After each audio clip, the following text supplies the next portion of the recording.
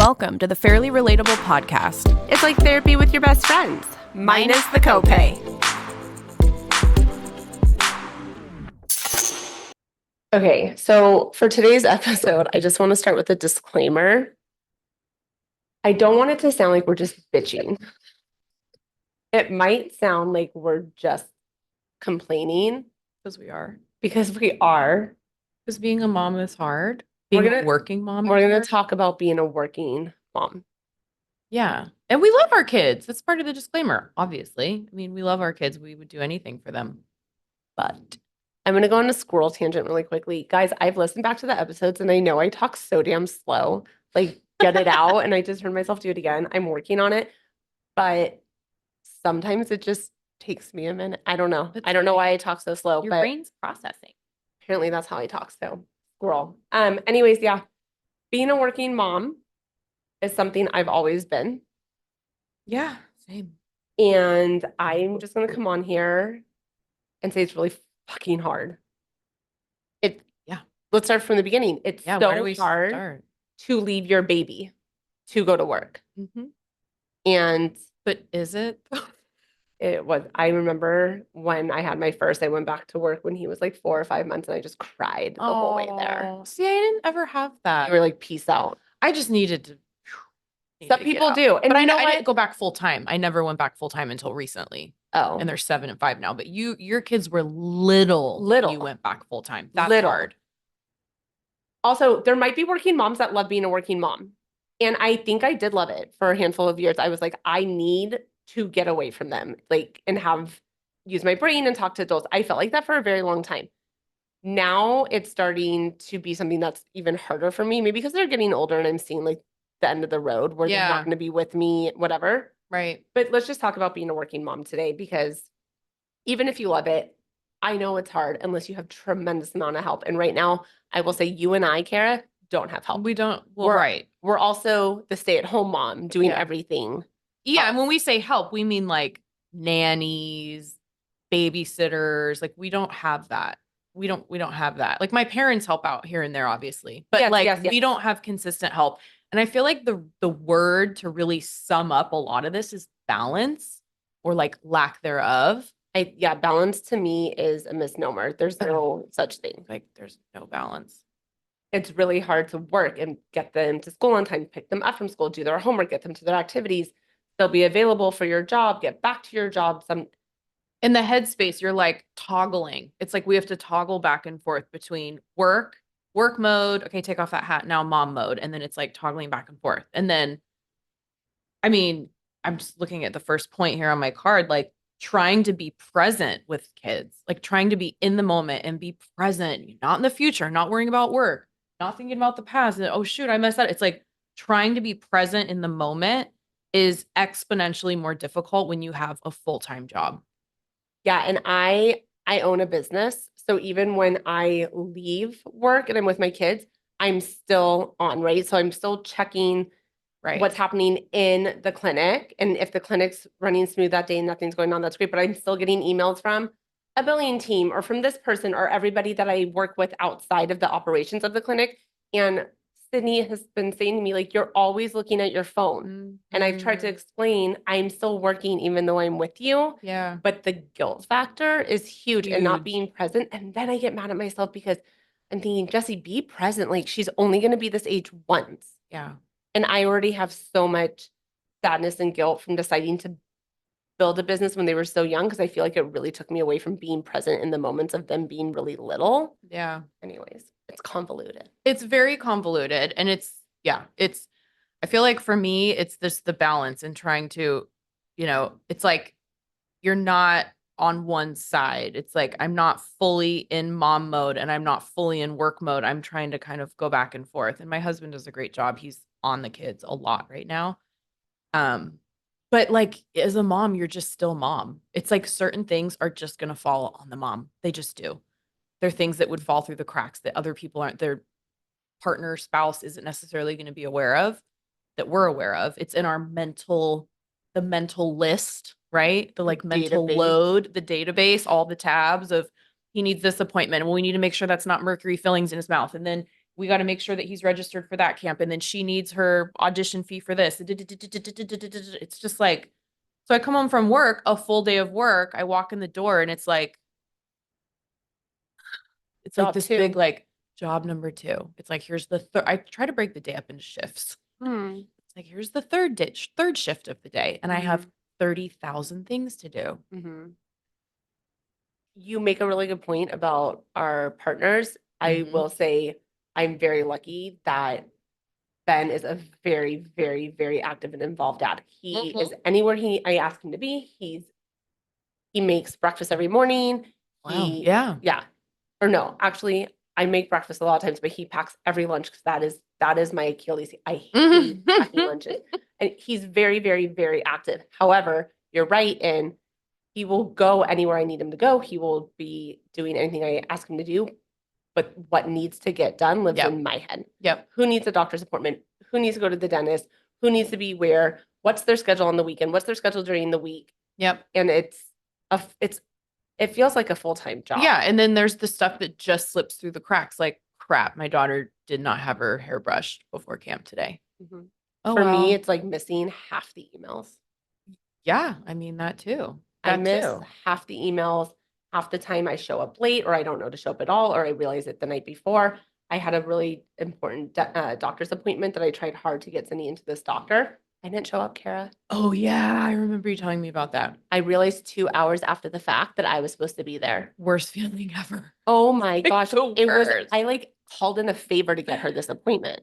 Right. And then you just feel like you're doing nothing as well as you can. So then for me, it starts to impact my perception of self because I just feel like I'm not the mom I want to be. I'm not the business owner I want to be. I'm not the therapist I want to be. I'm not the me I want to be. Yeah. Because there's just too many things on my plate. And I hate to say it, but like I also get upset with myself because then there's envy of people who life is a little less hectic. Financial freedom, people who have financial freedom. Yeah. People that have a lot of help. So yeah. Anyways.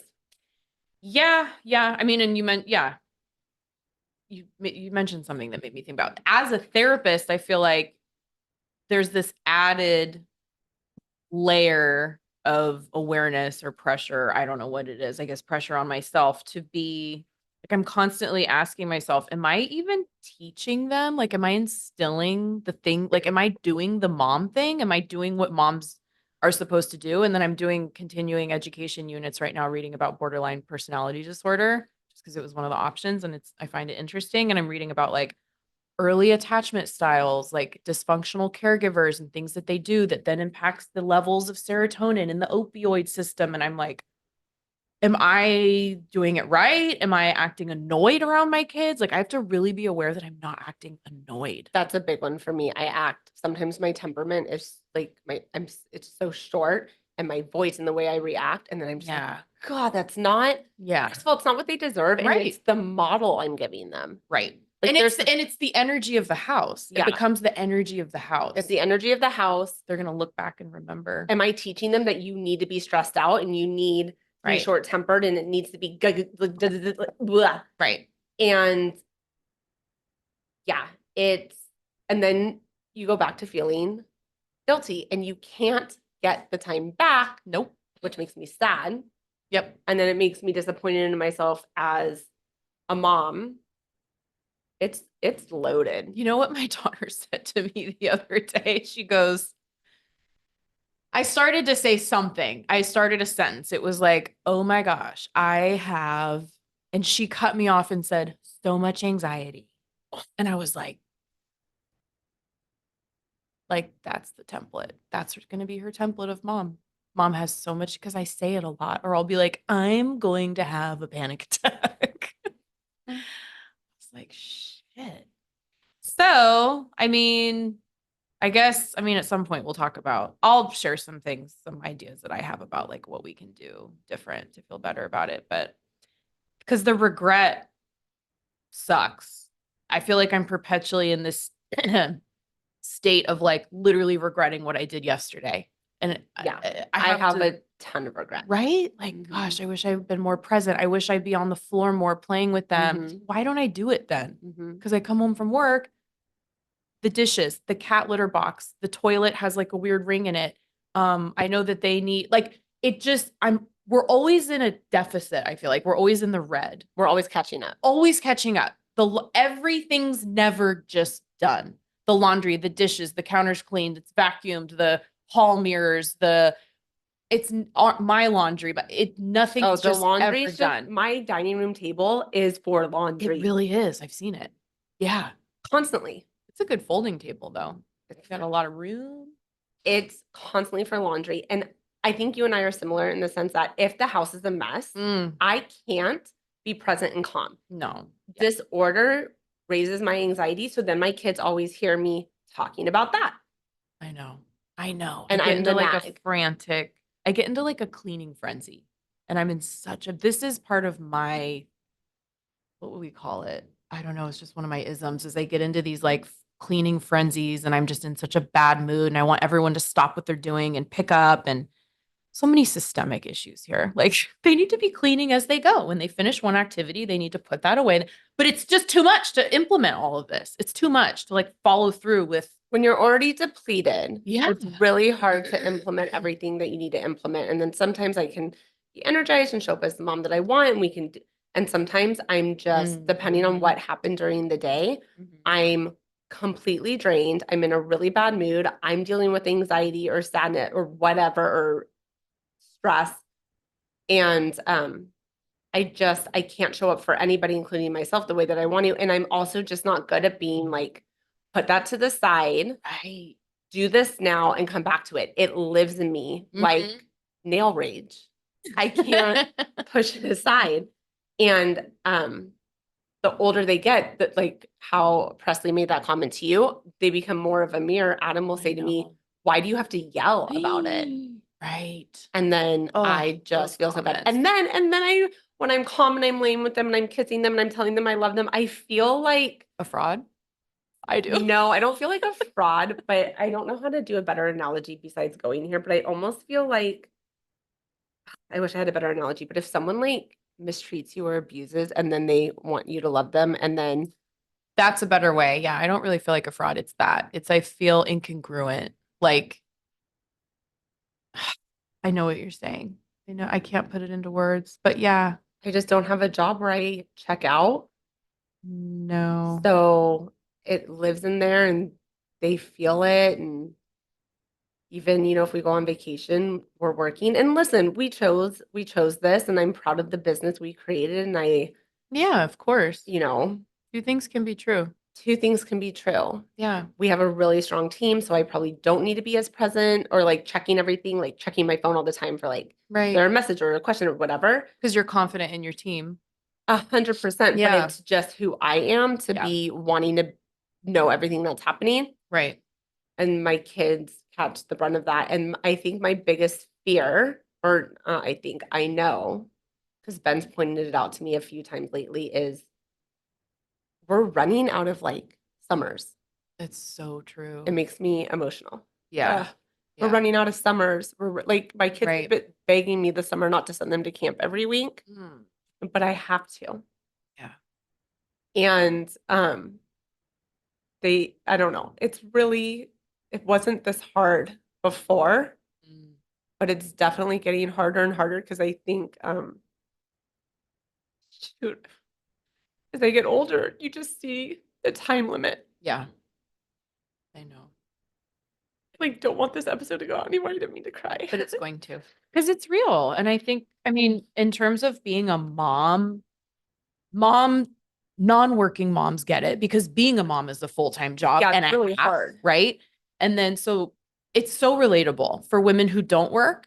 The mom piece is insane. And then for women who do work, in addition, it's also insane. It's insane in different ways, but it's a lot and it's real. And I think it's super relatable. I think we could we could talk a little bit about what do we do with all of it? I have some ideas of things that. Can I just say though, even though dads are super involved, when a man has to be 100% in his business, someone kind of picks up the slack, right? Their wife. When a woman has to be 100% present for, I mean, Kara, you worked a full day yesterday, came home and saw more client. Yeah. And this isn't I'm not bashing men, but there's just something about being the mom that even when the mom is working full time, no one else is going to pick up every piece. And I wouldn't want someone else to pick up every piece. I want to be that knowledgeable about the schedule and the involvement and everything, right? But I do think men have a luxury that if they're working and providing for the whole family, they're working. Right. They're focused on one thing. Yes. Their job. Whether their job has multiple things to focus on, they're plugged into work. Yes. Whereas that's what I'm saying. We toggle back and forth. Right. And that is draining. But yeah, please, let's go back to what you were saying about like, what do we do with it? I mean, since for me, regret is such a big part of it, you know, again, it's like in any given moment, I am regretting how I've been doing things. Not all the time, but sometimes. And so for that, when I'm feeling the regret, I really just try to use it as a motivator to do things different. I really do. I think we can't lean too much into regret. We can't sit in it too long. It's a balance. We want to self-reflect and look back, but we also want to like, all right, regret, I see you. I get it. All right. Now what am I going to do about it? Right. Yeah. So that takes a lot of awareness. We need to know what our triggers are, know what our stressors are. Self-care is important, all those things. And you said something that made me think of this. We also need to, like you were alluding to this, we need to recognize and like give ourselves positive praise or whatever, tap ourselves on the back when we are doing something well. So like when you are showing up the way that you want, instead of the focusing on what we haven't done and where we're lacking, we have to shift focus to like, what we're doing right. Even if it's not all the time, we have to balance out the perspective because we can get lost in the like the regret. And am I a good enough parent? You know, it's like, well, let's look at the ways that I did show up today. Let's look at, you know what I mean? Or like, I took Presley on a mom-daughter date last week. Like I didn't, but I should. But if I did, that would be something I could use. Oh, I did it, balance but it out. In my ideal reality, I did. We had such a good time. It was great. No, I had nails done and lunch and all that. I think, and I also think we're teaching our kids that you can do hard things. Yeah. And you can, yeah. I mean, yes, I hear it. And I don't want it to come across that I hate that I'm a working mom, and I'm very proud of what I do, and you should be very proud of what you do. I don't know. There's just something about the past couple of years where it hits differently, but I think you're right. Like leaning into what went well. I just downloaded a book to listen to. I couldn't even tell you the author, and I'm not going to say if it's good or bad, but I'll get back to you. It's about how to talk to ourselves. Oh, yeah. I like that. It's a lot of like self-compassion. And you want to ask yourself, what would you say to a loved one that came to you with the same thing? Like, what would you say to me if I'm like, I just feel like I'm falling short and I'm not doing enough and da-da-da-da-da-da. You would be so reassuring and compassionate. Do better. You say as a matter of fact, Kara, you're sucking at life. But you want to remember, it's that double standard. It's like, I extend so much grace and compassion and understanding and whatever to these people, I need to turn it on to myself too. Like if you came to me with all this, I'd be like, Jessie, you're probably doing more good than you realize, right? You're right. I think we're doing more good than we realize. I think, I mean, it's impressive how much we're able to hold. Like, I focus on the email I missed or showing up late. Yeah. I do have very good friends though that know I miss emails, and they will send me a text like, hey, for her dance. They like know now that I'm missing half of it. But all the things I do know and show up for, it's so easy to ignore that part. So easy to discount the positives. Yeah. It's like, it gets into like cognitive behavioral therapy stuff where it's like, we have these cognitive distortions. We discount the negatives. We, the unfair comparisons, we do all of them. Everybody does all of them. And so we have to focus on it's whatever we're thinking is going to impact how we feel. Right. So we have to like shift the thoughts a bit to, wait, what did I do well today? Okay. I did this and this. All right. Feels better. But also have the awareness and the like ability to course correct as needed, right? So maybe I could sit on the ground a little bit more and play with my kids, but I'm not going to beat myself up over the fact that I didn't, that constant. Balance. I don't get too hard on myself. The guilt when I'm overstimulated, because then I get frazzled. It's anxious. the reactions that get that's me. what I feel bad about. Yeah, I feel bad about my reactions a lot of the time, and just feeling. I have a lot of guilt this summer. The summer's the first summer they're asking not to go to camps. I think they're just at an age where it's not as fun. Yeah, because Adam's like almost old enough to be home. Yeah, so he's really pushing back about the camp situation. Right. And that makes me feel guilty for sure. So it's like the guilt, the regret, and just it's so not like me to drop so many balls. I feel like lately in life I've been dropping so many balls. So maybe you're overwhelmed. I mean, maybe I'm overwhelmed. Maybe you got a lot on your plate. Yeah, but I think it is. It's about the mind shift, right? And then supporting one another, talking to other moms and learning that you're not the only mom that yelled last week. Right. And being mindful, because social media is such a thing, that literally the grass is greener on the other side when the grass is fake. Right. And I'm not even going to say that stay-at-home moms have it all together and don't lose. Like, it's hard. Being a stay-at-home mom is so hard. Being a mom is the hardest job. So, at least when we go to work, we do get that like mental escape to talk to. Maybe I didn't. It wasn't as hard when they were little because it was so exhausting. But now that they're older and more self-sufficient and more fun to hang out with, want to be around them more. Yeah. I was gonna say I've done both.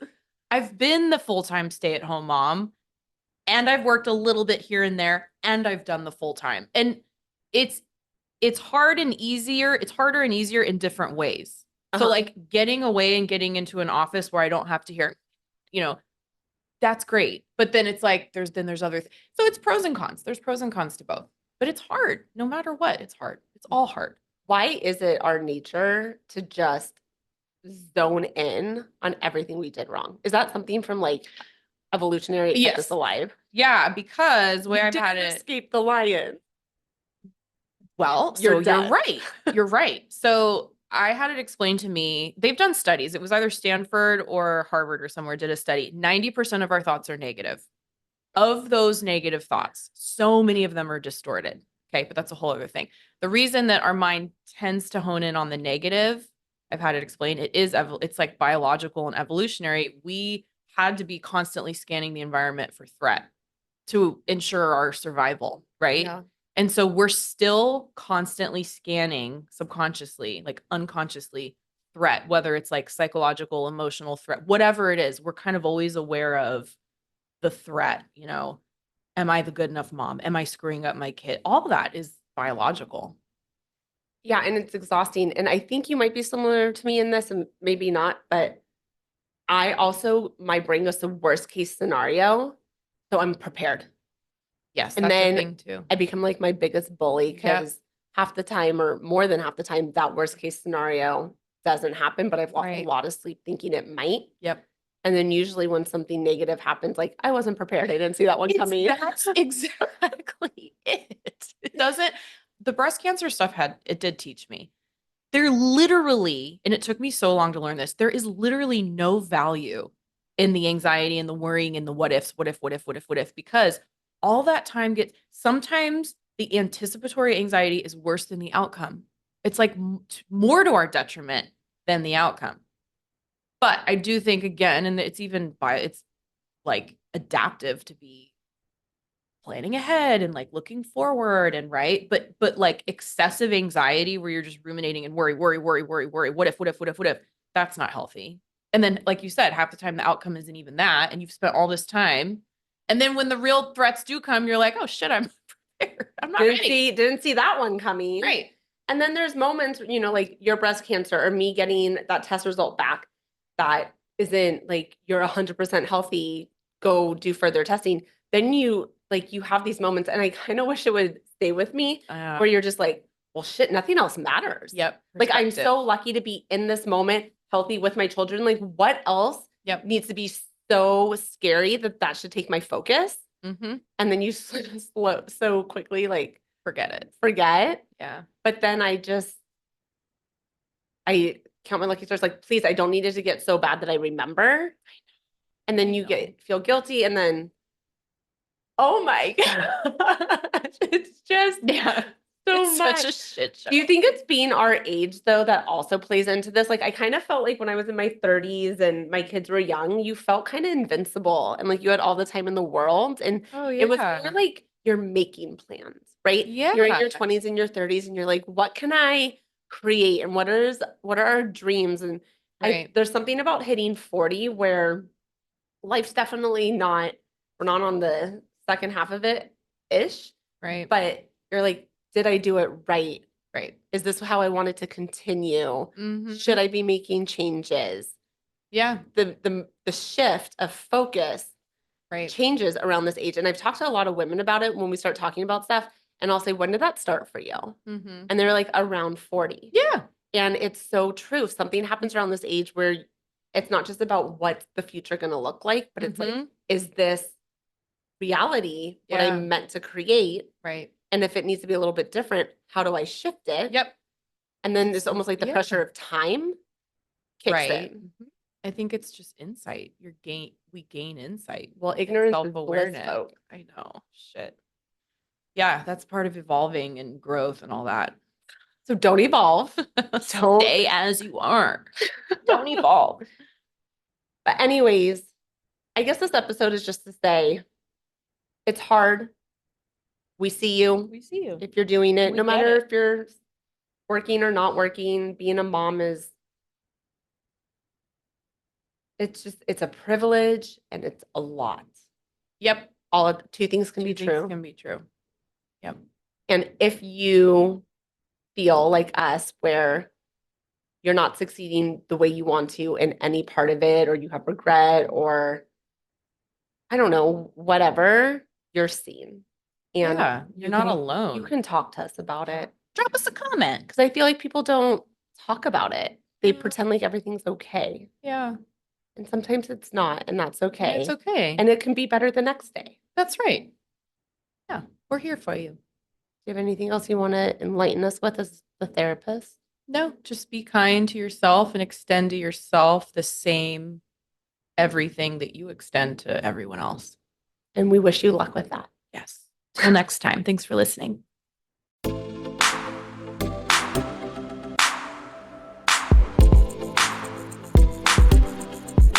All right, guys, here's the deal. If you like what you hear, and we know you do, be sure to like, subscribe, and write us a review. That rhymes.